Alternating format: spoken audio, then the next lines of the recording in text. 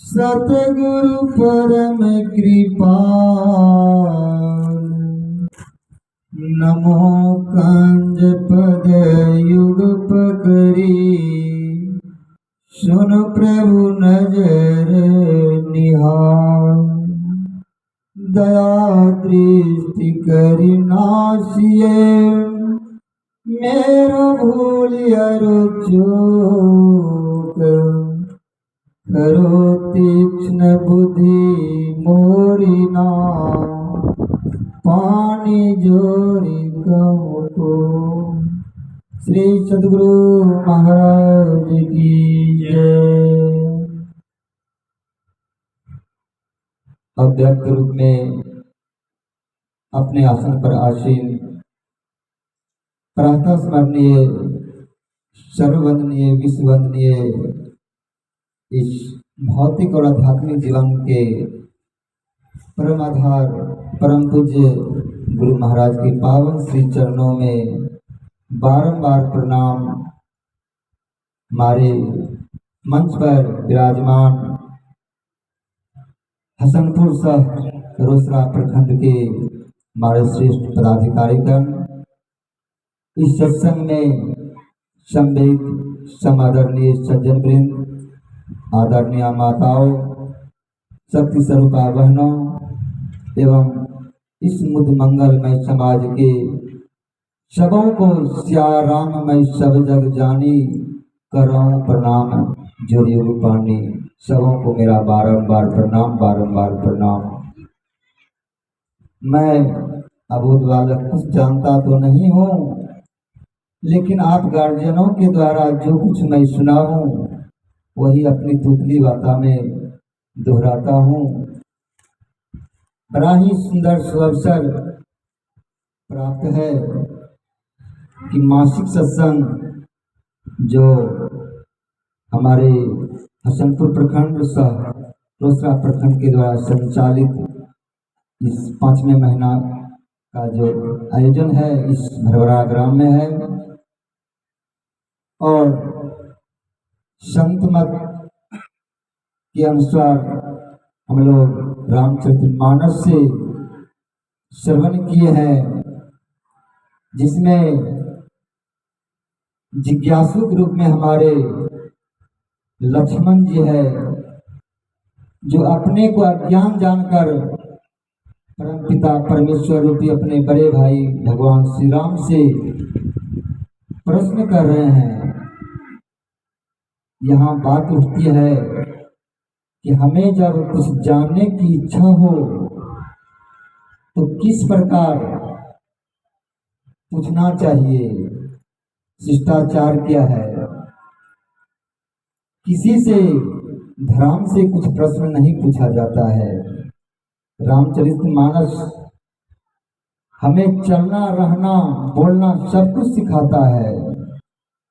गोसाई जी कहते हैं, एक बार प्रभु सुखयासीना,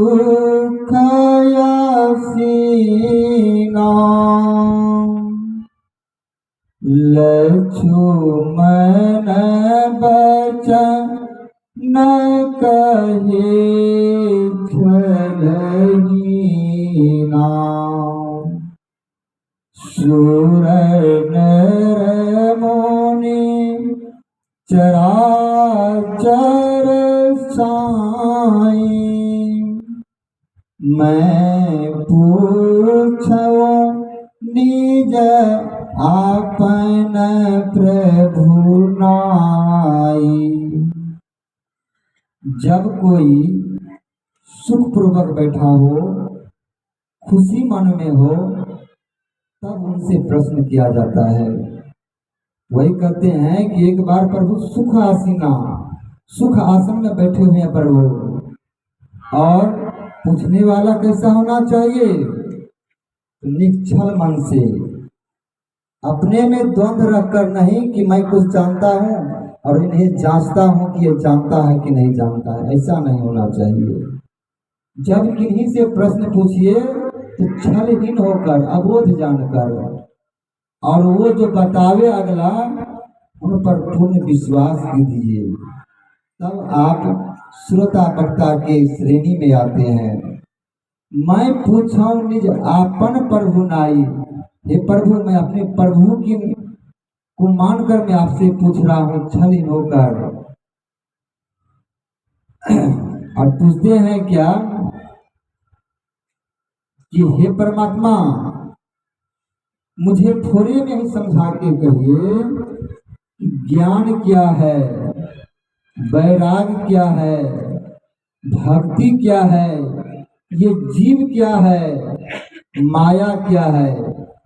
लगभग 6 प्रश्न पूछे हैं परमात्मा से, और यही मुख्य प्रश्न हम जीवों को जानने योग्य है। और यह गुढ़ ज्ञान जो है यह संत मत के सत्संग में ही मिलता है।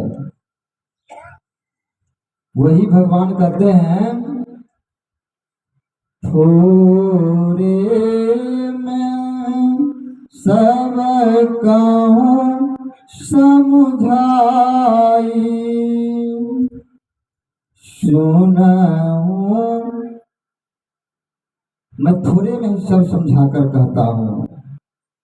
और सबसे पहले भगवान इस माया के बारे में कहते हैं कि गो गोचर जहाँ लगी मन जाई, सो सब माया जानहु भाई।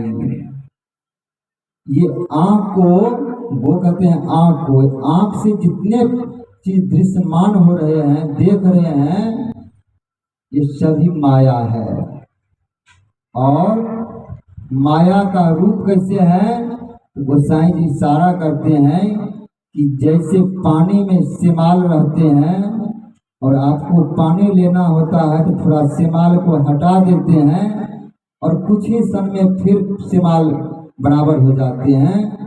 इसी तरह यह माया व्यापक है, भक्ति से ही थोड़ा हटते हैं, लेकिन भक्ति और कम जाएगी तो फिर वह माया आपको घेर लेते हैं। देखने में लगता है और ये परमात्मा के कृपा से ही हटने वाला है। माया के भी 2 भेद बताए हैं, एक विद्या माया है और एक अविद्या माया है।